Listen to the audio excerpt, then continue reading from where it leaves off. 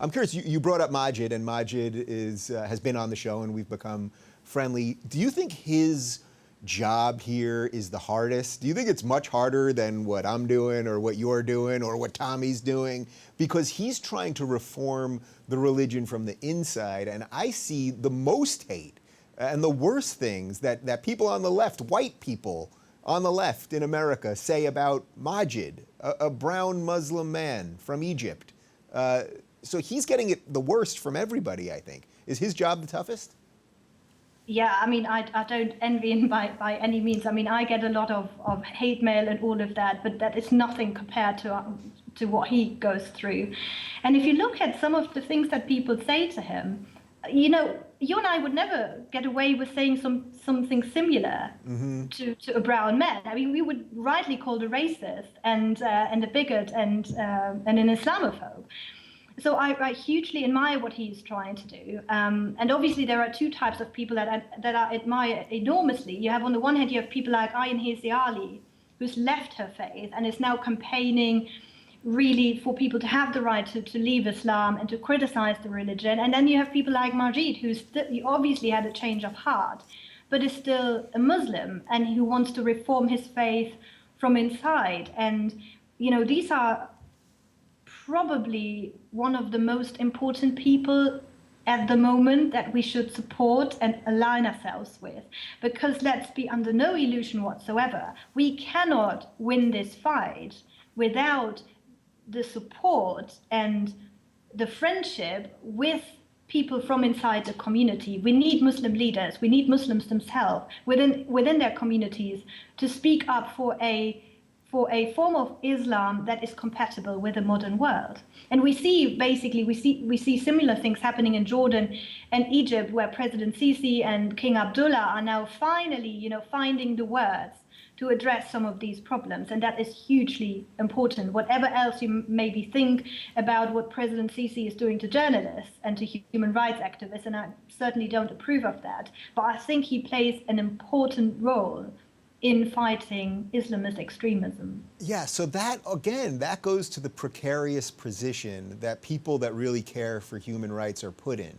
So Sisi is doing terrible things for human rights and minorities, and he's basically a military leader that took power by a coup after they had the actual democratic elections that sort of ended up going the wrong way.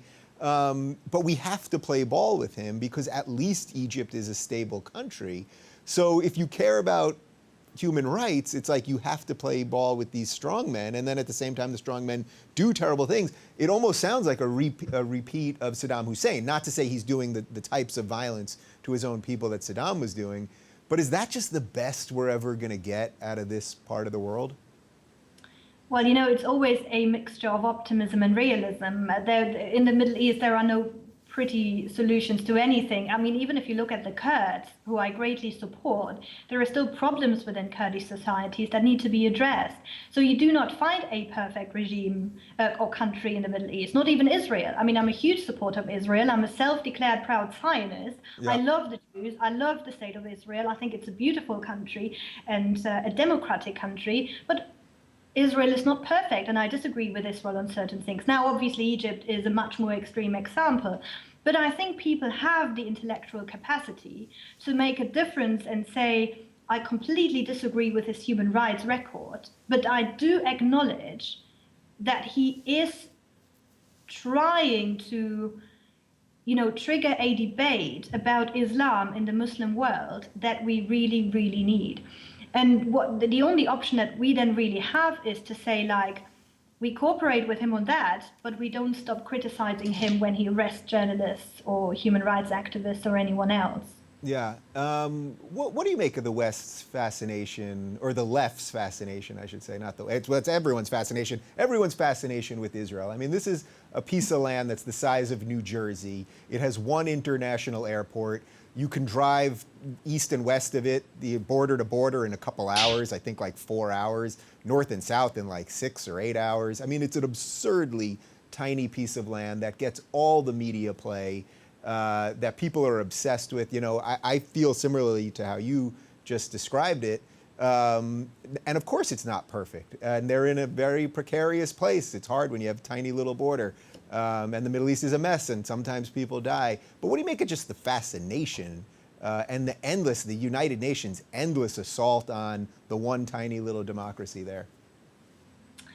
Yeah, it's absolutely bizarre, and I know I'm going to get 100 hate mails just calling Israel a democracy and not an apartheid state that engages in the genocide of the Palestinian people, which, by the way, would be the only genocide ever to take place in history where the victim population increases, right? Right. So just to be can you just really lay that out? I mean, the population of Gaza since 1967 is sometimes something like 4 times bigger, or even 8 times bigger, I think, than it was back then. So this is not, it's the reverse of a genocide. Not to say everything's perfect, but it is certainly not a genocide. Turned upside down. Yeah, it's the only genocide in history where the victim population has increased, the alleged victim population has increased. Yeah. That goes for both Gaza and the West Bank. And if you look at the standard of living and something like healthcare and life expectancy, this has all improved over the years. Mm-hmm. Now, I'm not saying that the Palestinians are not suffering and that, Israel is always right in the way that it deals with the problem, not at all. But to say that Israel is engaging in a genocide, I mean, the word genocide is a very, very serious allegation. It is the crime of all crimes. That is just absolutely bizarre. And frankly, it relativizes the concept of genocide. Mm-hmm. And it relativizes the crimes of people that have actually committed a genocide. And the most bizarre thing about it all is that the people who accuse Israel of engaging in genocide are very often aligned with Hamas, which is actually preaching a genocide against the Jewish people. That is the irony, the absurdity about it all. Right, so that's what I've tried to explain to people many times, because people will say that somehow on this issue, I'm this right-wing maniac. I'm for 2 states, but you have to have 2 actors that are willing to have 2 states. If Hamas is only willing to have 1 state, look, Israel left Gaza. There's not one Jew in Gaza, right? Hitler would love the place. There's actually a store called Hitler. It's a clothing store in Gaza. So it's like, what do you want them to do? That's why it seems that's one of the ones where religion is so tied to it, because in my opinion, they just don't want Jews there. No, you're absolutely right. I mean, if you not just listening to what Hamas is saying, but also to what President Abbas is saying. I mean, if Bibi Netanyahu was saying the same things about Arabs and Palestinians that the Palestinian Authority is saying about Jews, not just Israelis, Jews in general, mm-hmm. I mean, the entire world would probably go up in flames. It's completely ridiculous. And what is also completely ridiculous is this bizarre interdependence theory that people somehow believe that if only we were to solve this problem in this tiny strip of land, that all the ills of the Arab Muslim world would disappear into thin air. I mean, how is what we are seeing in Syria related to the problem in Palestine? Right. There is no relation. There is no relation, and this unhealthy obsession with Israel is just, I can't wrap my head around it. Because again, I'm not saying that Israel is perfect, and I consider myself a critical friend of Israel that reserves the right to criticize Israel where Israel is wrong. Sure. But if I look around in the region and I see what's happening in Syria and what the Saudis are doing to women in their own country, why are we having apartheid weeks at our universities for Israel and never for Saudi Arabia? Why are we having mass demonstrations on European streets for the Palestinians in Gaza and the West Bank, who are suffering, of course, but that's nothing compared to what Bashar al-Assad is doing to them in Syria, starving them to death, actually really engaging in mass slaughter of Palestinians. No, you don't hear these people talking about it, because it's not really about Israel. Right. I mean, it's not really about the Palestinians, really. These people are not really pro-Palestinians. What they really are is anti-Israel. Right, so that's the fascinating part. I mean, there was the Yarmouk refugee camp in Syria, which means there should be no refugee camps in any of these Arab countries for Palestinians, but they've kept Palestinians in refugee camps. They don't even let them become citizens. Assad killed about 2,000 of them within the last 2 years. nobody seems to care. So is part of that people just don't care about history? So for example, they'll say, well, go back to 1967, but it's not as if there was peace before 1967. And also, I'm pretty sure that the West Bank was part of Jordan and that Gaza was part of Egypt. So it's not as if the Palestinians had a state then. So it's like people love narrative over fact. And I'm seeing this bleed into almost everything these days. Yes, and it's also, I mean, they call it Zionist and Zionism today, what they are attacking, but what they really very often mean is Jews. You know, Zionism's just become a clean word, a word to describe Jews. Yeah. So it actually still has a lot to do with anti-Semitism, which never really went away. You know, it took different forms and different ways of describing it. But it really comes down in many cases to the fact that people just don't want Jews there. Yeah. Now you realize people are going to say you're a paid Mossad agent and I'm a paid Mossad agent and we're working together on this. You know, I'm really angry now that you blew my cover. I was trying so hard. You thought you were being slick, but they don't pay me enough to really keep it a secret. That's the thing, you know. Well, I get a call after the show, you know, and I have to explain myself. Yeah. All right. Well, okay. So we only have a few minutes left. I want to circle back a little bit to the European problem. I saw that this week in Denmark that they're looking into stripping citizenship of imams who are preaching hate and preaching things against the state in Denmark. Now, my whole ethos is about free speech. Everything that I do here is about free speech. So I'm very torn on this one because I would basically say that people can say anything that they want as long as they're not inciting to violence. Now, it seems to me that these imams are probably going as close to the line on that as possible. If they're preaching to take down the state, there's the at least inclination or hint that it may be through violent means. So where do you fall on that? Because I know you're huge on free speech and secular values also. I am, but I'm of course also of the belief that above all we have to safeguard the lives of innocent people living in our country. And we just had a case in the UK this week that the imam of the largest mosque in Scotland praised the assassination of the anti-blasphemy activist in Pakistan a couple of years ago. And then just hours later, a shopkeeper who posted a message on Facebook congratulating Christians for Easter was brutally murdered. By a Muslim? By a Muslim, yeah. Because he belongs to the Ahmadiyya Muslims, which is a largely peaceful and progressive movement within the Islamic community. And within the Muslim world, these people are often called heretics and apostates. And you don't have to be surprised that if the imam of the largest mosque in Scotland believes it is perfectly legitimate to murder people for blasphemy, what he actually means is free speech, but what these people call blasphemy, right. That we then see people actually being murdered on our streets in the name of their religion. And I know people would say now again, no, he was not a Muslim and it has nothing to do with Islam. Well, it has something to do with Islam, because what these imam is preaching is based on Islamic teaching, and there is no way around it. I mean, we can deny the problem, and many people still prefer to do that, but it is a part of Islam, and we need to talk about it. Right. So now I know you've made this distinction several times, even in the course of this interview, but that there's a political component to this.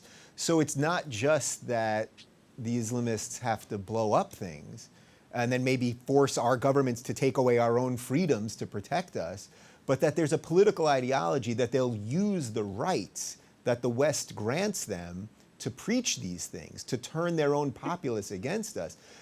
When you start going down that route, it all starts sounding like a big conspiracy or something, that there really is this massive invasion, and I don't want to start using the fear-mongering techniques that the right uses, but that's real, right? That there's a political element that goes beyond violence here. Of course, and I think it was Gaddafi who said years ago that, well, Muslims don't need terrorism to, infiltrate Western countries. They just do this by immigrating to these countries and then getting a lot of children. Because that brings me back to what I said before. We are not just fighting the jihadists, those who commit violence. We also have to deal with the Islamists who want to impose their way of life on our societies, but also with the conservative Muslims who are maybe not Islamists and maybe not jihadists, but who at least to a certain degree with some of the things that these people are saying.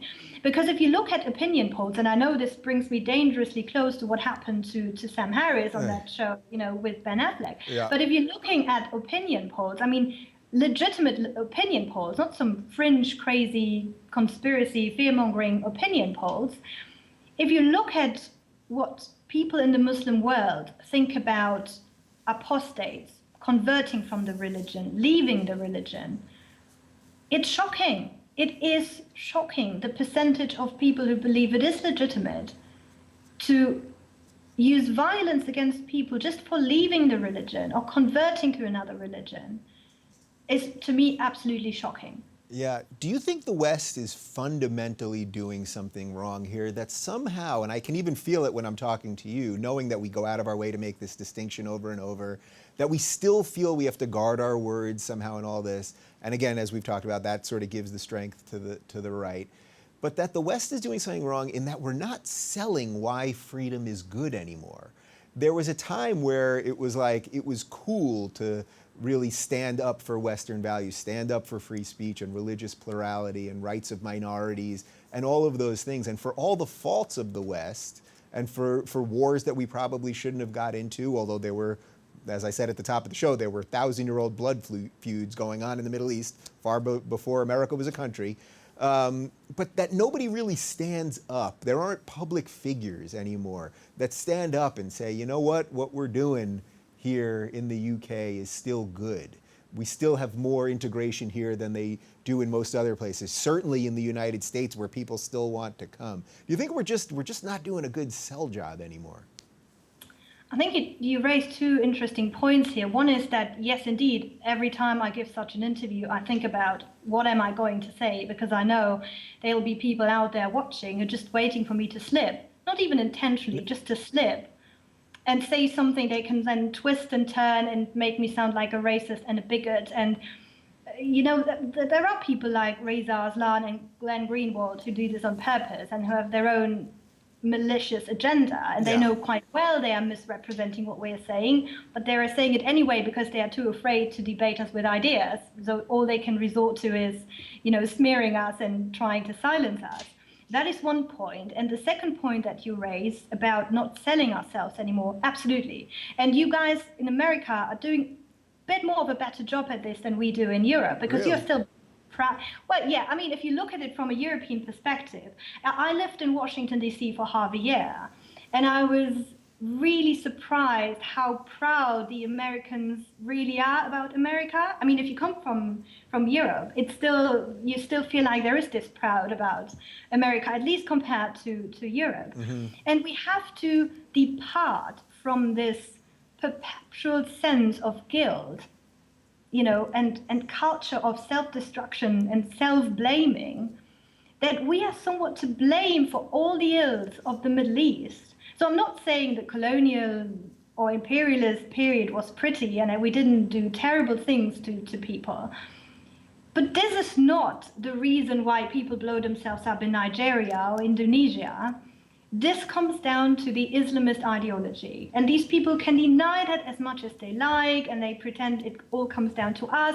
And again, it's what George W. Bush called, soft bigotry of low expectations, because somewhat, these brown people cannot be responsible for their own fate. It must always come down to us. It must always have something to do with us. They can say that as long as they like. It doesn't change the fact it's not true. And that you can explain the global, and I believe Majid Nawaz calls it the global Islamist insurgency. You can only explain that at its roots with the ideology of Islamism and not with Western foreign policy. Yeah, it's so funny. So many of my guests have mentioned the phrase, the soft bigotry of low expectations. And many times on the show, I kept quoting, I thought it was Bill Maher that had coined the phrase, so I felt good about it. Then I learned it was George W. Bush. It was one of his speechwriters. I've been saying it less, but maybe that's the phrase that George W. Bush gave us that we don't have to be upset about. No, and I mean, it's quite funny. You know, I talked about Iraq before, and you know, there were actually people who would have been happier to topple George W. Bush than topple Saddam Hussein, and that really brings us back to the absurdity of the left and everything that we talked about today. For all his faults, and by no means George W.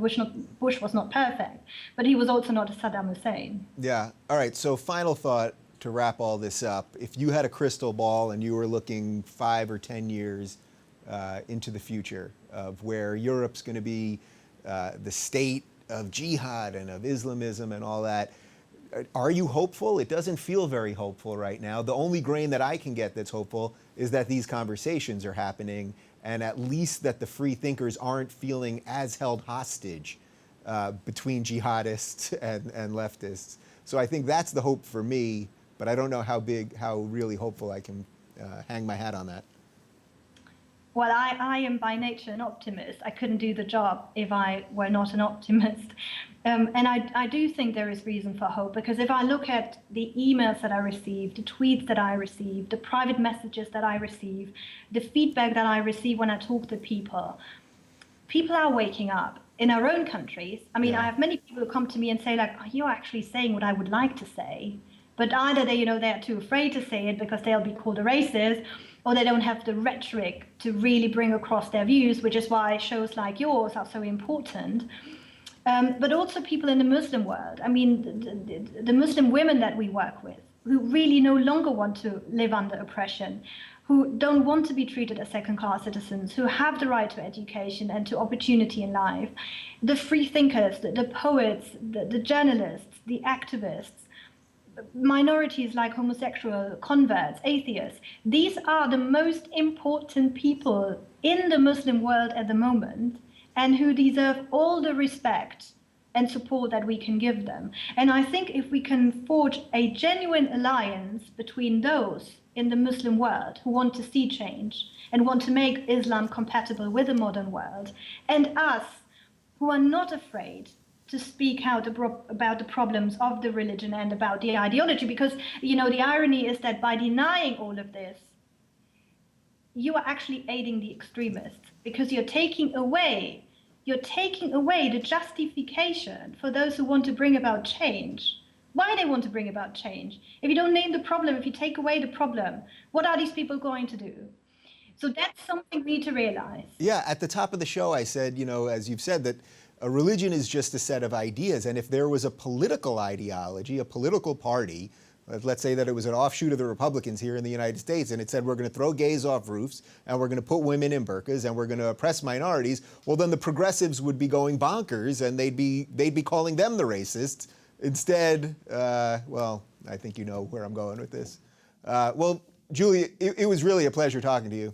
It was my pleasure. Thank you so much for having me on the show. Yeah, thank you. And you guys can find out more about Julie and the work she does. Follow her on Twitter. It's Ms. Julie Lenarz, and check out her work at hscenter.org. It's center spelled the British way.